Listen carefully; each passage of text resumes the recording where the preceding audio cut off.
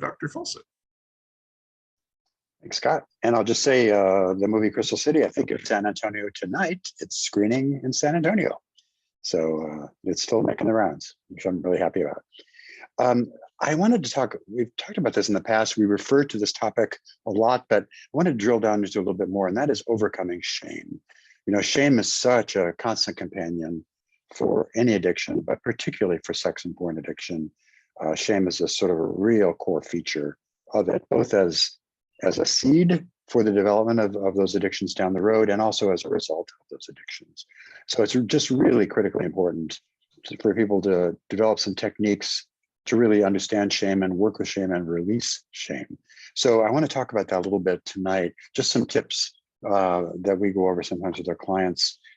So first of all, what is shame? A couple of quotes, just Carl Jung, who I'm a big fan of, talking about shame as a soul-eating emotion. I think anybody who has really experienced knows just what that means. Shame is this belief that somehow I am flawed. There's something just defective about me. I remember a lot of clients I've worked with over the years would describe themselves as feeling like damaged goods.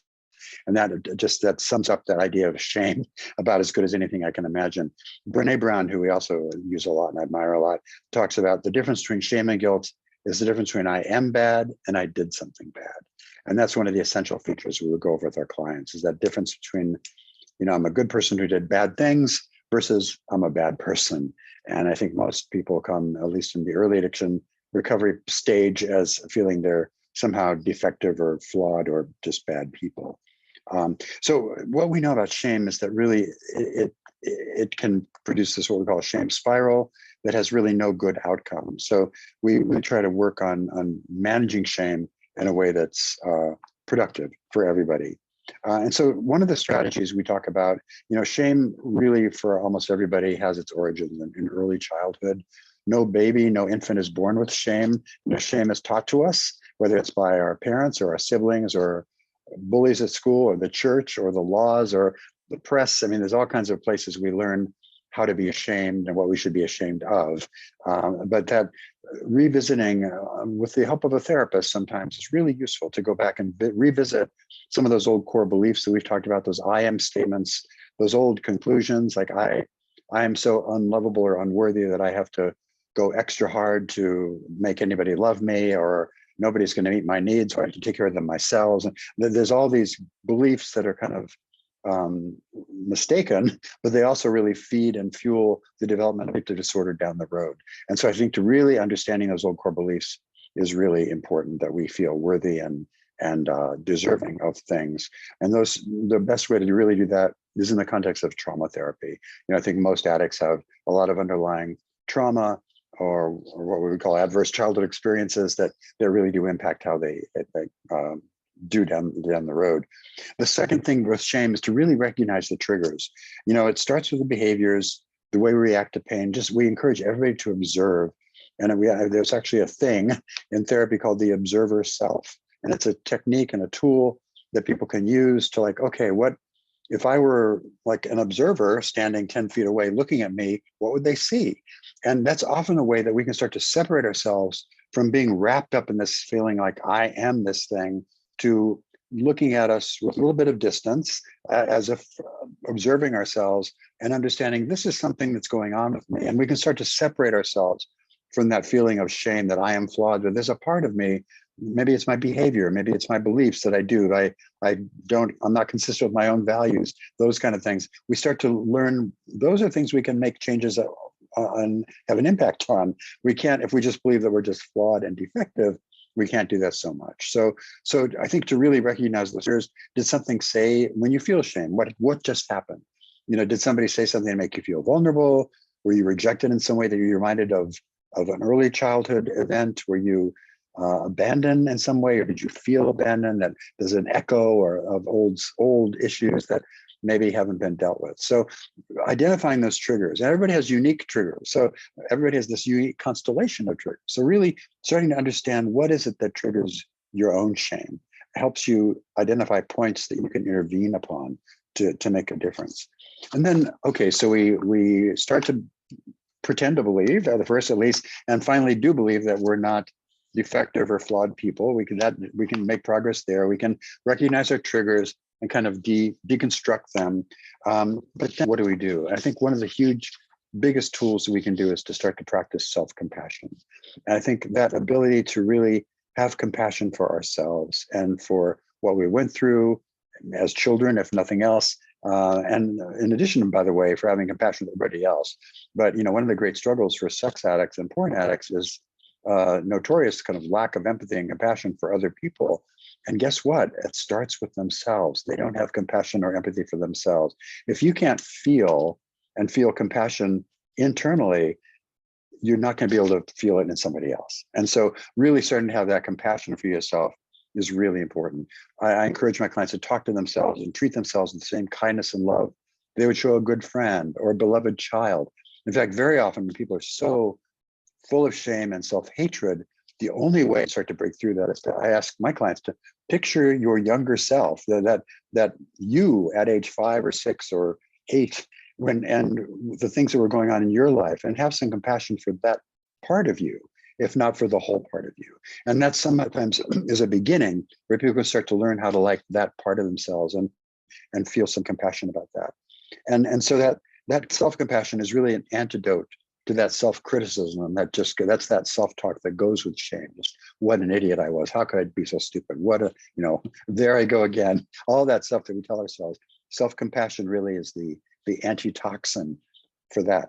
The next thing, challenge thoughts.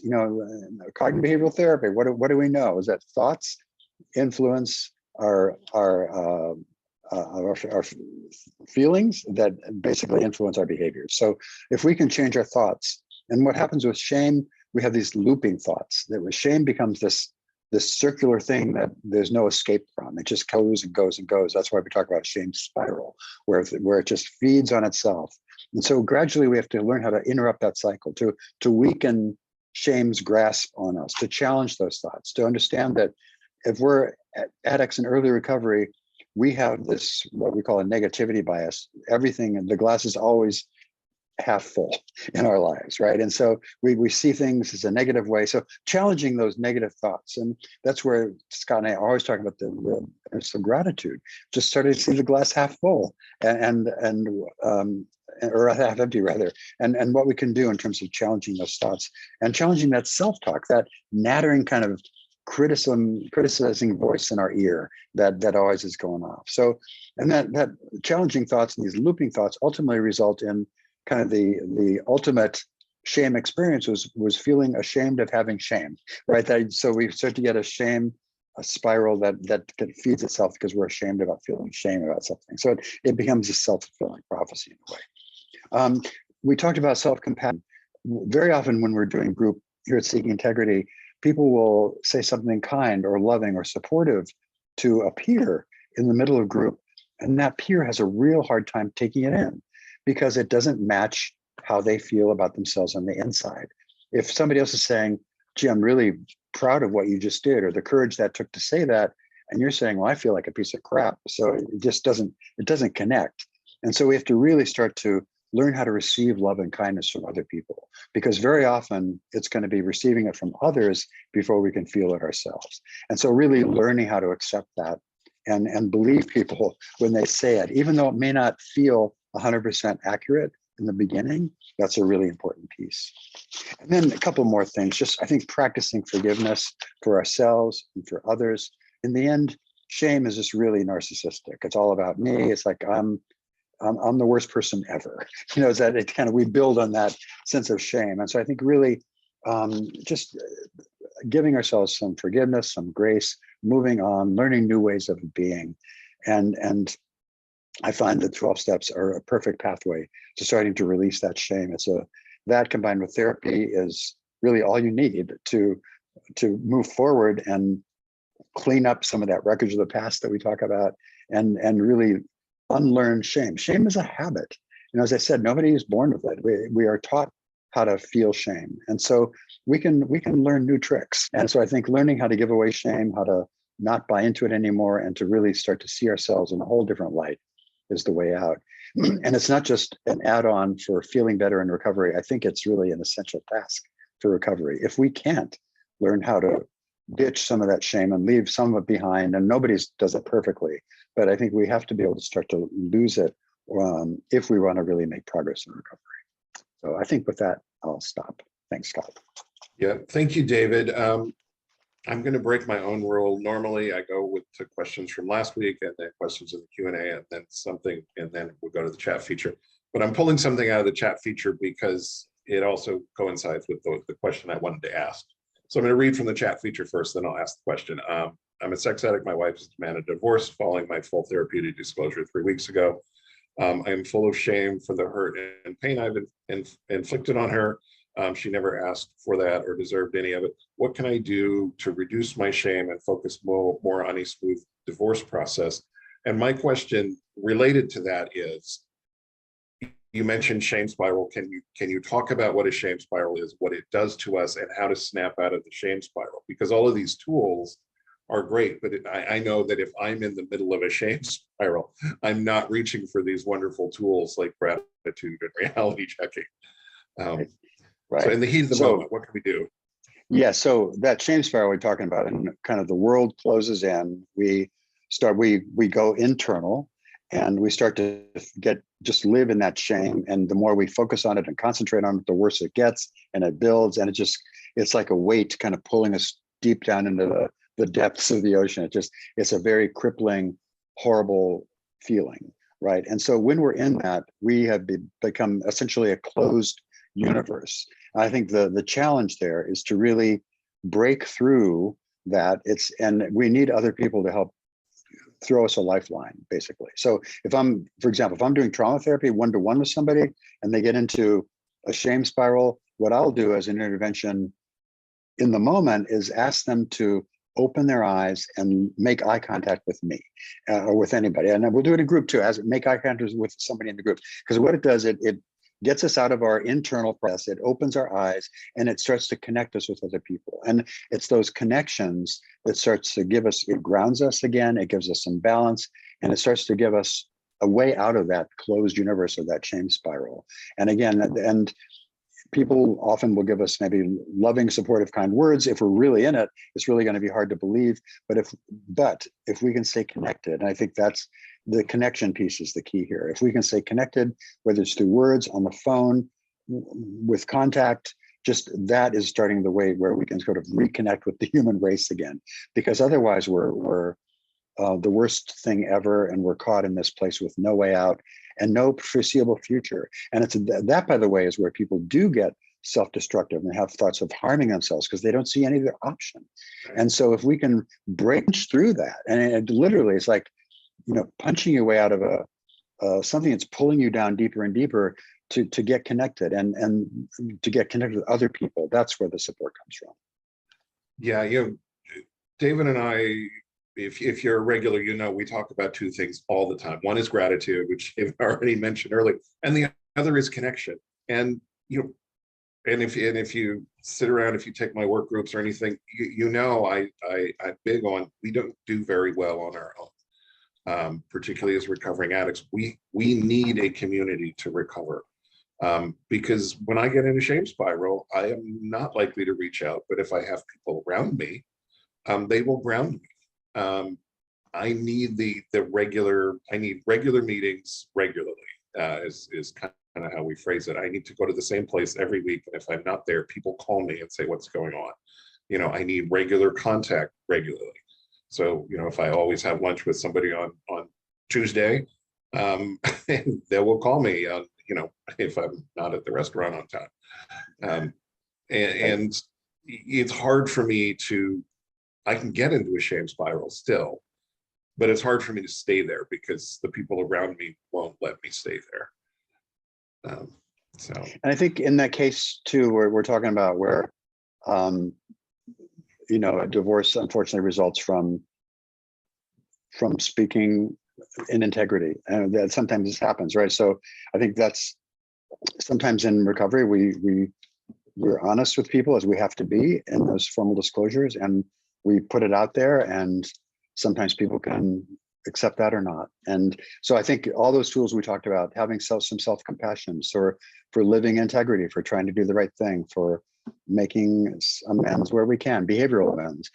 So I think all that, but I think these tools are important, but connection and gratitude are the critical core of that for sure. Yeah. So let's go to, we got a couple questions left from last week, so I'm going to run through these real quick. This is from somebody who says they seem to create chaos in their life about every 3 weeks. They've been sober from the addiction for inner circle behaviors for 2 years, but about every 3 weeks, they become erratic and distant with their wife. It varies in intensity and duration. They want to know, how can they notice it earlier and change the direction of these cycles before it creates chaos? Great question and a great observation. And it's so typical, right? Because we always speak of sex and porn addicts, particularly any kind of intensity addict, as having a real hard time with routine and relaxation. Even I was going to say boredom is a real trigger, but even pleasant, relaxation can be a trigger because people are looking for the intensity sometimes, and sometimes we can go for a period of time, and then part of us starts to kind of want to shake things up a little bit. And so I think you're on exactly the right track to really look for what are the early warning signs of this. And I think I would, a couple things to suggest. One, mindfulness. If you don't do mindfulness already, mindfulness is simply the practice, the art of observing what's going on outside of me and inside of me, and observing without judgment. So we don't criticize, we don't censor, we just kind of observe. And with mindfulness and practicing mindfulness, you can start to make, it's like an early warning system. You can start to put together not just thoughts and feelings that might contribute to this, but also physical sensations, body sensations, other kinds of things. And so I have found there's different kinds of clusters of triggering events. There's those short-term, acute, like especially in early recovery, the immediate triggers that can get us in trouble, right? And with, you said 2 years, that's excellent. And so with 2 years recovery, we start to manage those kind of things that used to throw us off, over the cliff right early on. Now we can go a little bit further, but now these are kind of probably more subtle triggers. I believe some people do have rhythms, but I would bet even if you do have rhythms, these are exacerbated by certain triggering events or feelings or thoughts that you're not even quite aware of yet. And so I think I would really encourage practicing observation, and I would bet anything you'll be able to find out what those are, and then have a plan B instead of zooming right past them down the road toward trouble and chaos or intensity or drama or whatever you want to call it. You have a choice and say, well, here's a trigger, I can manage this trigger in this way or that way, but I don't have to do my old thing of shaking up my serenity and my wife's serenity and everything else. So I would really encourage mindfulness and in a non-judgmental way. Yeah, and maybe as part of that, do a daily check-in or check-ins a couple times a day. Set your alarm to go off every 3 hours so you can do a halt check-in: hungry, angry, anxious, lonely, tired. Just check in with yourself. Am I hungry? Am I angry? Am I anxious? Am I lonely? Am I tired? How am I feeling? And then at the end of the day, do a step 10, which is, step 10 is continue to take, let me see, continue to take personal, I looked it up because it was escaping me. Continue to take personal inventory, and when we were wrong, promptly admitted it. And step 10 is great when things are not going well, but it's also great when things are going well or seem to be going well, because it forces us to pause and look at our day and say, how did I do today? What did I do well? What did I not do well? How am I feeling? And we actually have to take an honest look at ourselves, and we can kind of see things, at least I can kind of see things coming in advance if I'm getting a little hinky, which, sometimes I do. And I have two other things to suggest. One, if we look at our daily patterns, I do this to my clients too, or a weekly pattern, we talk about processes. So like if people act out, if they go to a strip club after work or look at porn and they're after the end of the workday can become an event, right? That can trigger thoughts because I'm used to acting out at this point. And people may not think about the end of a workday as something to be cautious about. So there may be something like that not on a daily basis, but on a 2 or 3 week cycle. I don't know what that might be in your life. The other thing that I've seen with clients is that we can get by with dealing with stressful feelings of whatever they are, for a point, right? Especially in early recovery, but then our coping mechanisms, the way of processing feelings or whatever, just they become overwhelmed after a certain point. We kind of, so you may have a feeling, a certain emotion that you can deal with for a week or 2 weeks or 3 weeks, and then it hits a tipping point, where just I can't deal with that anymore, and you kind of revert back to old ways. So you might pay attention to that too. What is there something that you could maybe handle better? A feeling, a thought, a relationship that you kind of get by on until the stress or the tension builds to a certain extent, and then it triggers something else. So just really look at your life with those kind of that kind of detailed scrutiny, and I think you'll find some patterns. Yeah. This question, after getting sober from meth, how long does it take for intimacy with a real person to return? So that's the question. And I just want to point out, when I hear the word intimacy, I think emotional intimacy, because it's how we think it's like seeking integrity and sex and relationship healing. But I actually think this question is about sexual intimacy with a real person. But maybe you can answer both sides of that, David. So after we get sober from meth, when is intimacy possible for us again? Right. So there's no one magic answer for that, unfortunately. So what we see is that people often have used drugs like meth and drugs in general to kind of make up for different lifelong patterns of problems with intimacy, or getting too close, or feeling vulnerable, or not being able to trust, or all those kind of relationship problems. Sometimes people have actually used drugs to disinhibit themselves. They feel comfortable with sex, they feel comfortable approaching somebody, or they feel comfortable doing something they might not otherwise do. And so drugs really have served a function of sorts. And so when we take away the drugs, it's not just a matter of going back to the way things were. It may be that they never really knew how to do it in the first place. And so there's makeup to do in terms of learning these skills. And it's something we're actually looking at for online content here at Seek Integrity over the next year. But so that's one thing, is that when I was doing my book, the subtitle, the original structure of the subtitle was Reclaiming Sex and Intimacy. And I realized we're not reclaiming it. We probably didn't have it in the first place. So that's one thing. That said, depending on the state of your intimacy skills before you picked up drugs, depending on the damage you've done with the length of your using career, and so on, and all those factors, your age. We know that certain parts of the brain heal faster the younger you are with the damage done by meth. So there's a lot of factors that go into it. What I have found generally is I use a year as kind of a benchmark where people start to feel comfortable. And people, I've had people go 5 years, I've had people go 3 months. So there's a huge variation here, but typically about a year where people start to feel comfortable starting to explore some other way of connecting with someone at a more intimate level, whether that's sexual or intimacy wise. And as Seek Integrity, we really recommend a dating plan, where, meaning I start with a coffee date, I start with something and build an emotional connection before we get close to talking about a sexual connection. So it's kind of turning it on its head, where most of us probably would, in the addictive world, would do hookup behaviors. And in fact, if there was an emotional contact, we might run the other way because it's strictly sex. But in recovery, a lot of people want the reverse, right? They want the sex, but they also want some kind of connection there. And so I think often starting with the connection and letting sex happen is one way to do that. So depending on where you're at, sexual functioning can take a long time, to be honest with you. It can, for meth users, but I do find people returning to sex between, I think, 1 and 2 years more comfortably. Intimacy can take longer, and by that I mean emotional intimacy, the kind of relationship healing, the satisfying things. Well, I'll tell you, one of the most gratifying things I do sometimes is go to conventions, and there's a big CMA convention in Los Angeles on Saturday I'm going to be at. And those kind of things, we have one on the East Coast too, where we get people in recovery from methamphetamine for 2, 3, 5, 10 years. And you hear them talking about the health and satisfying aspects of their emotional relationship. So it does happen, right? It does happen. And I think a lot of times, usually because of the damage meth has done to the brain, we get really hopeless. This is never going to happen to me. And it does, but it takes work, and it takes oftentimes working through some of those core beliefs and other kind of stuff that was inside our heads long before we ever picked up a drug.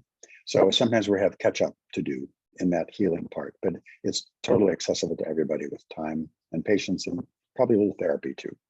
Yeah, and it's not just meth that has this impact on us. Porn, any intensity addiction, pornography, Yeah, certain forms of sex addiction, they can all create this issue. So everything David just said applies to pretty much every addict who's on this call. that's true. Um, yeah. Totally true. This is a question from I believe the betrayed partner, whose sex addict partner is also struggling with marijuana addiction, and this individual wants to know if the addict still smoking pot is affecting his sobriety from sex. Yes. Sorry. Yeah, short answer, yep. Yes. So I just did a talk to our clients today about addiction, whether it's a chemical or a behavior. Both are different, just different ways of manipulating the same brain chemistry. And so if I am a sex and porn addict in recovery and I am still using some other form of mood altering behavior, whether it's too much work, too much exercise, a little gambling on the side, or a little marijuana, some alcohol, food, you know, all these things that have the potential to change mood, all of that can just keep us basically stuck in place, marching in place in our recovery. And so I really encourage your husband, if you have any sway over that, to have him really take a look at abstinence, because all he's doing is substituting one mood changing behavior for another. Now, marijuana typically is not an intensity kind of addiction, but it's a very strong medicating drug. And so I rarely have seen people make too much progress if they have such an active addiction going on. They've just transferred addictions. And by the way, we often get people at Seeking Integrity who have fairly long-term recovery from drug and alcohol addiction. And I see this, I'm a recovering alcoholic. I see this in my own AA and NA meetings. People are sober for years, but probably half the room are active sex and porn addicts. It's a very common thing to just transfer all that compulsive behavior over into something else. So it's really important to look at the whole story and not just play whack-a-mole with the different addictive behaviors. Yeah. Okay, let's get into our Q&A feature. I keep hearing that people use more and more to get the same high. We call this escalation. They need to take new risks, move from one thing to other things. This makes it hard for me to buy my husband's claim that he never did anything other than porn. As he started porn when he was 13, around 25 years ago.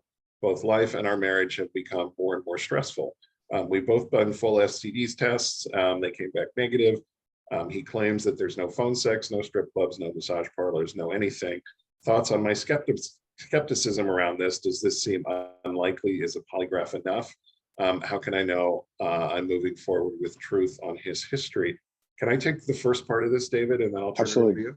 Sure. Porn is the king of escalation, but I mean, I teach the work groups or online work groups for porn addicts. I teach our online work groups for sex addicts. And I have tons of porn addicts we started the porn addict work groups because there were so many guys whose only acting out behavior was porn.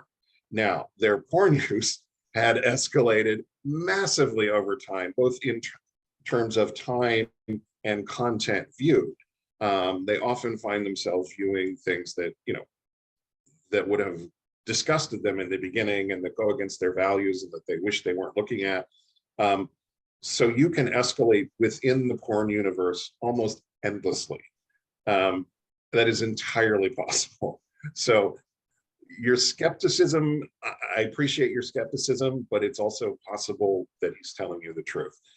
And I'm going to turn the rest of this over to David. Yeah, I have to concur. We see a lot of guys whose whole addictive, behavior is within the porn realm. Also, and I've had clients who, out of various religious traditions, have kept their addictive behavior, even with escalation, tolerance and escalation, pretty much confined, much more so than you would see with another addict, for example. So I've had not just one, but clients over the years who come from some religious tradition and they may only look at porn. And by the way, the addict can tell themselves, well, I never acted out with a real person. It's not really an addict, right? So that whole rationalization can feed into that. But within that porn universe itself, their escalation may take the form of riskier behavior or more frequent places or where they're doing things.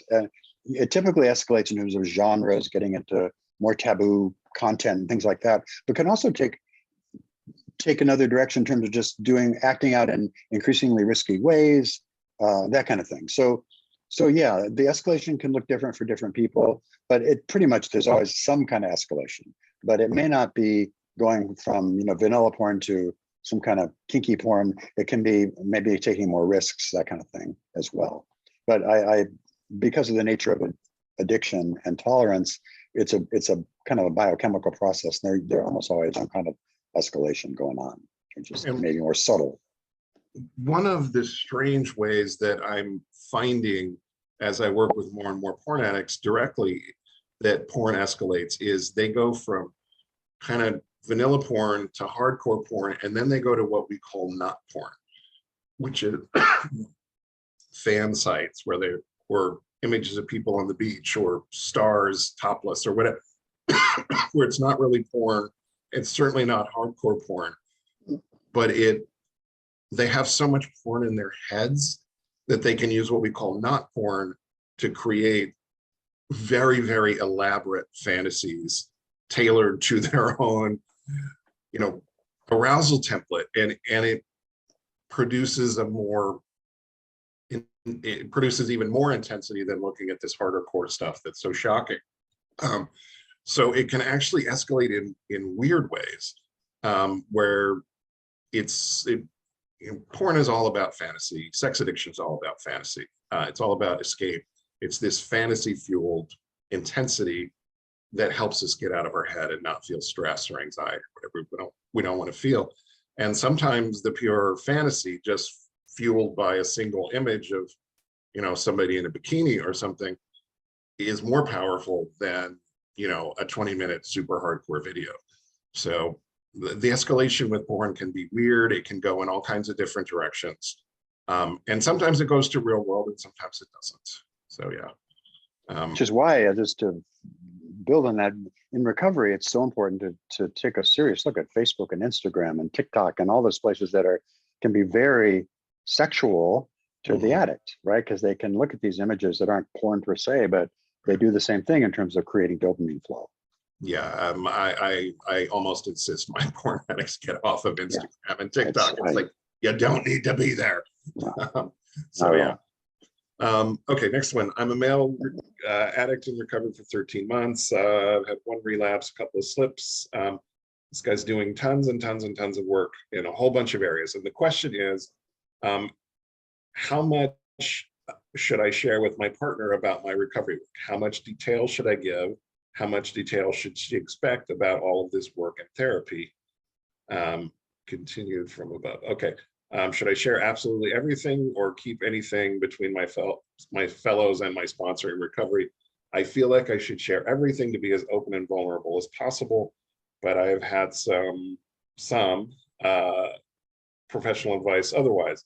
Any advice would be appreciated. Yeah. So how much should we be telling the betrayed partner, and in how much detail?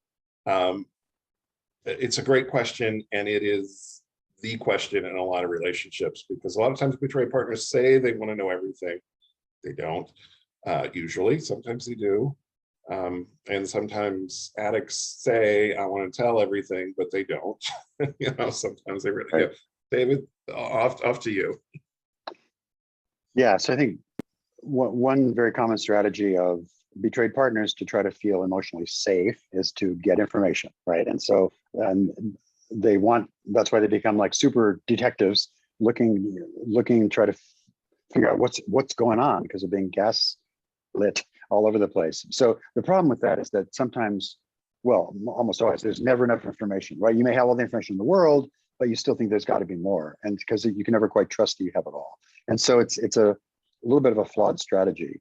So that then, to get to this question, so how much do we share? I think we have to really find a balance between being sincere and open and in integrity and honest versus doing no harm. Some of the guidelines for doing a therapeutic disclosure are not to list every horrible event, but to sort of more maybe categorize the things, or or certain aspects that may be important, or patterns of behaviors, as opposed to something that's just going to be what we would say like brutally honest, right? That's not always as helpful. Now, I have had clients where they would do work, take their notebooks, for example, from Seeking Integrity home. They're preparing for a therapeutic disclosure a couple months after discharge, and they realize their partner has been reading their journals from Seeking Integrity, their notebooks. I think that's a real violation. I think the addict, while the goal is to be in recovery and to be honest and forthcoming, the addict also has a right to that process. And I think to go through that, and he, hopefully, or she is sharing that with their sponsor and their therapist and their peers. And at the appropriate point, they'll share the important part of that with their spouse in terms of, hopefully in terms of a therapeutic disclosure that is part of the whole formal process. And at that point, and I think as we go further, as we get into more maintenance in the recovery process, then I think it becomes more important with those daily check-ins where we share more and more and more. But I think in the beginning, finding that balance is hard. And I would really defer to your peers and your sponsor in terms of what to share. I think the totally open, and Scott, I'm really curious to hear what you think about this too. But the openness has to be with your colleagues, the other men, for example, if you're a male in recovery, your sponsor, and be honest with them. And then as honest as you can be with your spouse, I think, without causing more pain, basically. And yeah. Yeah, for me, my advice is always, if your spouse wants to know, did you go to a 12-step meeting today? You can say, yes, I went to a 12-step meeting today. If they say who was there and what was discussed, you say no. No. No, you don't get that info. Not for you. What step are you working on? I'm working on step 4. That's a searching and fearless moral inventory. Oh, what's in your searching and fearless moral inventory? Not right now. Let's save that for therapeutic disclosure. Because it's a working document for somebody who's figuring it out. And for a betrayed partner to read a working document that is probably inaccurate as we figure it out, and incomplete. Yeah, and has feelings that I would not voice. Maybe I'm really mad at my partner, and I write about that. But I'm gonna, if I think it's private, I'm gonna write about it in a way that helps me process it, not in a way that helps me tell my partner how I'm feeling without creating a huge blow up. Things like, it's just, there's a time and a place to find out the information, but it's usually in a therapy setting, and it's usually in disclosure. It's not as we go. It just doesn't work very well. It creates more problems. But if you want to know in a general way what I'm doing with whom, by all means, yes. I went to the 5 p.m. meeting, and then I had coffee with my sponsor, and we discussed step 4, which I'm working on. And this is in preparation for doing the disclosure that we have scheduled for June the 10th. Something like that. That's a perfectly good amount of information to share. But what I found, what came up in my disclosure day, is probably too much. I think that's kind of what you said, but in a long-winded way. It's more concrete, and I appreciate that. Thank you. This is from an addict here. As an addict who feels a ton of shame, humiliation, and embarrassment, what triggers do you find as most frequent in this kind of destructive self-behaviors that we all suffer and have to come to terms with? So what are our, for a shame-based addict, which is pretty much every addict, what are our most common triggers? I think for the most part, it's the internal, it's the self-talk. It's the critical self-talk of what we tell ourselves about ourselves. What an idiot. Well, you worthless piece of whatever. You're unlovable. You've messed up again. You're unworthy. All those things. And it may not be that conscious. Sometimes these are beliefs we have that are just kind of swimming under the surface, but they're not exactly developed thoughts in our consciousness. But I think to really work in therapy to identify those, because those are the the old beliefs about ourselves, and these go way, way back, by the way. These are old remnants of our childhood in most cases, and that we've long forgotten about, but they're still operating like software in the background, controlling what we do and think. And so I think really it's that self-talk, the negative critical self-talk, those core beliefs, I am or I am not, fill in the blank. I think being aware of those, and I would encourage, and I do encourage all my clients to like list their top 5, so that you can hear them when they pop up in your head and refute them, or use an affirmation to put a reverse spin on it to kind of correct it. Because until those things are corrected, they're going to keep, they go on indefinitely. And so I think those are the kind of that negative self-talk that reflects some kind of negative belief about myself. Those are the ones that do it. Now, that said, we can also, sometimes it's not a thought, a well-constructed cognitive sentence or thought. Sometimes it can be an old feeling.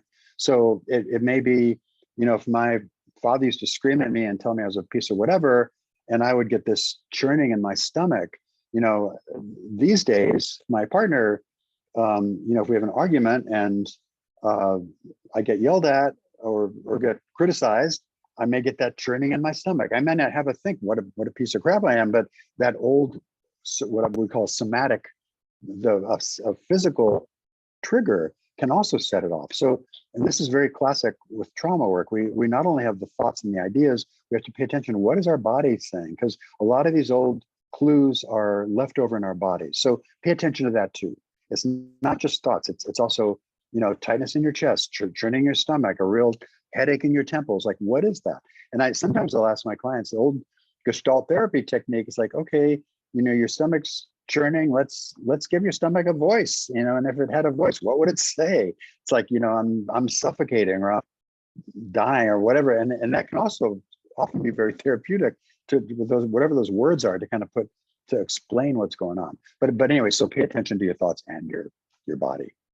Yeah, I'm so glad you mentioned the somatic stuff. I mean, one of the things I had to do early in recovery was recognize when I had a certain feeling in a certain part of my body, what does this mean for me emotionally? What am I thinking? I was able to eventually connect those to some of the shame tapes that I have in my head. But I learned that shame lives in my chest. It's like butterflies, but it's like right below my sternum, and it's not a good butterflies. And I also have another one. I was in a meeting this morning, a support group for me, and somebody said something, and it triggered a trauma reaction for me. And it's like there's a door in my head that goes boom, and it just slammed, and my brain stops functioning. And I'm just basically like white space for a couple of minutes until I can come back into my body. And I know that I'm having a trauma reaction. And it's trauma that's newer for me and not fully processed. And I had that reaction this morning. Wow, I haven't had that one in a while. I haven't had the complete shutdown in a while. But I know what it is, and I actually know which of my shame tapes it's attached to. I just need to do some processing. And the other thing, go ahead, David. I was just going to say, to just tie that back to some of the skills we mentioned at the beginning, right? What did you do? You were, first of all, you had some awareness, and it sounds like you handled yourself with some self-confidence. And this thing, so yeah, you did everything right with that. Yeah, and when I shared, I said, I was just very clear. I was like, I'm sorry, I had a trauma reaction. I shut down for a minute. I missed half of what you said after this. I just kind of told on myself and told the truth. But the other thing I did in early recovery, which is something you mentioned, is knowing, our negative core beliefs, our shame tapes, whatever we want to call them, and being able to connect, to our shame tapes. I have shame tapes, which are, they tell me I'm not allowed to have feelings. That's just wrong. My feelings don't matter. I have a shame tape that tells me I'm better than everyone else, but I'll never be good enough. That's a weird shame tape. I have shame tapes that tell me I'm unlovable, and I have the usual I'm defective, I'm damaged goods, all of that. And I know which tape got triggered this morning, when I shut down, and that knowledge is helpful. And I was able to get out of it very quickly because I knew what was happening. But yeah, much earlier, I would have acted out over that. I'd be drunk right now, I'd be high and looking at porn. Um, End of story. Yeah. So yeah. And that's why it's so important that we talk about shame. Brene Brown, one of her best lines about shame is shame thrives in the darkness. It withers in sunlight. And this is how we kill shame. We just show up and talk about it. So yeah. Hello, recovering porn addict here. Is there a good book or advice on how to stop lying? I've had this problem for most of my life, and it has been a defensive issue. Now it's a major problem with my wife, and I want to repair my relationship. I can't repair it if she can't trust what I'm saying to her. This is, I saw this earlier. David, do you know any great books about lying? Because I don't. Don't either, Scott. There's books that talk about the topic kind of indirectly, but I don't know one that is written specifically for that. That's some awful research. Yeah. Can you address how long how much work is involved in stopping lying for addicts? Because we're all addicts. You're not alone. We lie. It's what we do. We cover up. It's part of our defensive mechanism. And David, please. Yeah, no, it's true. And I think we spoke about this a little bit of length last week, where, this is something that is very frustrating for partners and very frustrating for addicts too, by the way, in early recovery, because oftentimes there's lifelong pattern of telling lies, significant or not, which just kind of falls out of our mouth before we even have a chance to think about it. And I think, Scott, you mentioned, and I've had the same experience, speaking up in meetings, like, wait a minute, stop, hold, stop the press. Why did I just say that? That's not true. It's actually this.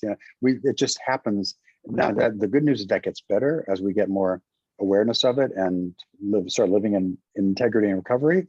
But it does take a while, and I think that's very frustrating for people. That's why I recommend not putting lying in that inner circle, much to the frustration of a lot of partners, but more in the slippery slope circle, what we call the yellow circle, just because it does happen automatically for a while, and it's very frustrating. But I think I mentioned last week, or whenever we talked about this last, I think oftentimes lying, actually it's pertinent to our topic tonight, it's connected to shame. If we're feeling shame about something, we don't feel safe speaking the truth, because that might not be good enough, or it might be wrong, or it might, whatever the reason. And so early on, we've learned how to just kind of never quite be able to be pinned down on something. And it's a protective mechanism, but it's obviously a flawed one, but it's something that takes a while to reverse and change. Yeah, I want you to stay close to me, so I'm not going to tell you the truth, because I'm afraid if I tell you the truth, you'll leave me. But you can't be close to me unless I tell you the truth. It's this catch-22 that addicts live in. And usually it's the lies that went out. It took me forever to stop lying. I mean, it took a long time, and I'm sure I still tell lies, but not like I used to. And it just, you have to work on it over time. And a couple of things I recommend, lies and secrets in a relationship, is give yourself the 24-hour grace period. Set a boundary with your partner. If I lie to you or tell you a secret, I will come clean within 24 hours. If I come clean within 24 hours, you can still be mad about about the lie or what I was keeping secret. You can be mad about what I did, what I'm covering up, but you promise not to be mad that it took me 23 hours and 52 minutes to come clean about it. And that's a boundary that can help us with lying, because we usually, once we're aware of it, we hear it come out of our mouth and we think, or we catch ourselves keeping a secret. And this goes back to doing a self-check at the end of the day, a 10th step. Are there any lies I'm keeping? Are there any secrets I'm keeping? It's like, oh crap, I need to come clean. So I think that's a good thing. And then to combat lying, I had to do affirmations every day. 3 in the morning, 3 at noon, 3 at night. I tell the truth. I am an honest person. I don't tell lies anymore. Word them as if they're true right now. And I did that every day for 30 days. And I did that a couple of times to make myself aware. I want to tell the truth. I want to be a truthful person. And I haven't been. But it was effort. Yeah, real effort. I love this next question. It's very kind. What things can the spouse of an addict do to help with the shame the addict is experiencing? Great question. And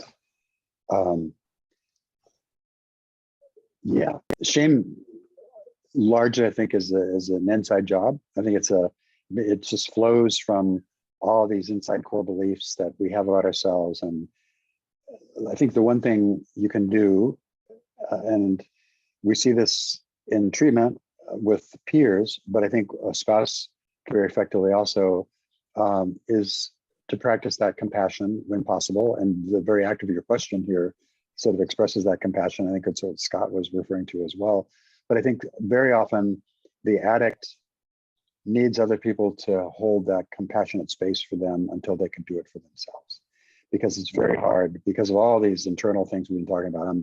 I'm flawed, I'm unworthy, and all that stuff that kind of is at the core of a lot of addiction and addictive behavior.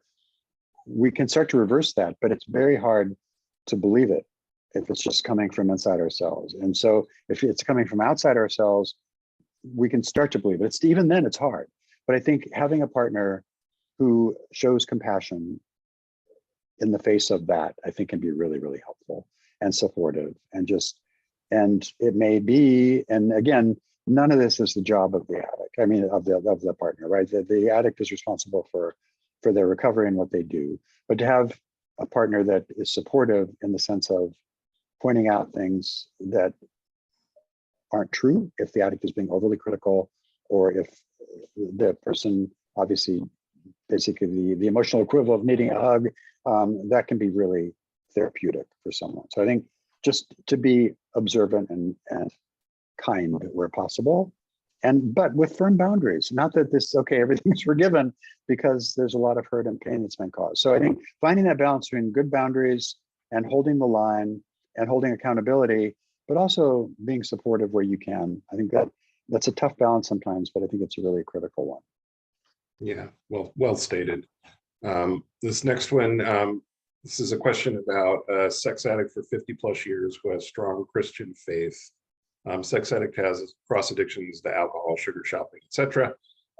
He says he's never been into porn. I think this is calling me up. I believe you said you've never met a sex addict that hasn't used porn. Did I get that wrong? That's probably calling me up, because that's the kind of thing I say. And in today's world, my experience is there are porn addicts who stay pure porn addicts. Most sex addicts, the vast majority of sex addicts are what I would call garbage cans. Any sexual behavior will do, thank you very much. And porn is the easiest thing to access. So I'm going to say almost every sex addict I've ever met also uses porn at least occasionally, and often excessively. There's probably a few people out there that maybe have never looked at porn, or it's just not their thing. So I'll own that I probably overstated, but I'm wondering what your thoughts are, David. Yeah, I think the sex and porn addiction, all, as you said earlier, Scott, and I believe are all fantasy-based addictions, right? And so I think once an addict masters the art of getting dopamine flow from some kind of source, it doesn't have to be porn per se.